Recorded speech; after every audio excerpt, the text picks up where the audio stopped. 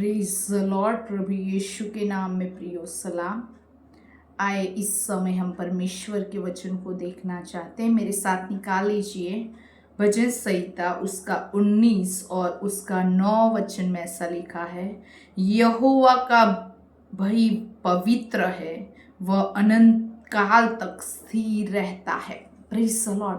यहाँ पर परमेश्वर के भय के विषय में लिखा है कि यहोवा का भय पवित्र है। Praise the Lord. प्रियो, आज की सुबह मैं कहना चाहती हूँ आपसे, मैं और आप परमेश्वर का भय माने, वो बहुत जरूरी है। हालेलुया। क्योंकि यहाँ पर लिखा है परमेश्वर का भय वो पवित्र है। हालेलुया। जो परमेश्वर का भय मानते हैं, क्योंकि वो भय पवित्र है।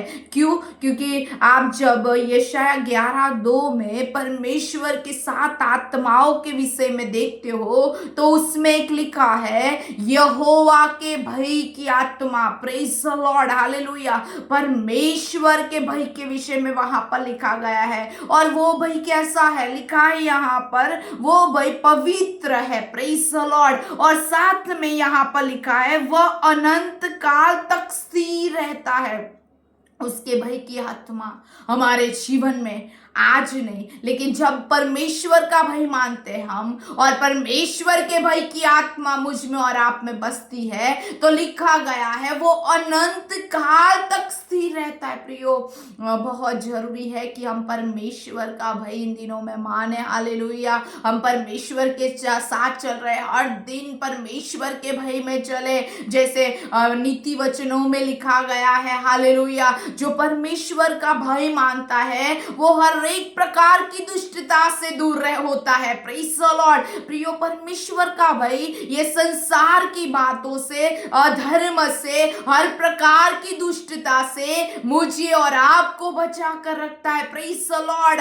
क्योंकि वो भय हमें पवित्रता की ओर, परमेश्वर की पवित्रता की ओर, उतना ही नहीं लेकिन लिखा है अनंत काल तक मुझे और आपको स्थिर कर सकता है, क्योंकि वो भय पवित्र है। और लिखा गया है वह अनंत काल तक स्थिर रहता है। और प्रियो, कहना चाहती हूँ आज की सुबह, जो परमेश्वर का भय मानते हैं वो अनंत काल के तक स्थिर रहते। प्रियो, कैसे हम परमेश्वर का भय माने? हालेलुया।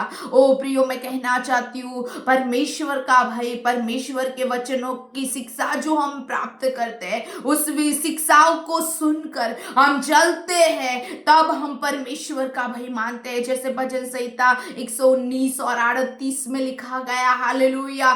परमेश्वर का वचन जो हमारे हृदय में अपने भय को, परमेश्वर के भय को उत्पन्न करता है। हालेलुया। प्रियो, जरूरी है इन दिनों में कि हम परमेश्वर का भय माने, तो उस पवित्रता को आप प्राप्त करोगे। हालेलुया। और जैसे परमेश्वर का भय अनंत काल तक स्थिर है, हालेलुया, वैसे ही मैं कहना चाहती हूँ आप भी प्रभु में अनंत काल तक स्थिर हो सकते हो। हालेलुया।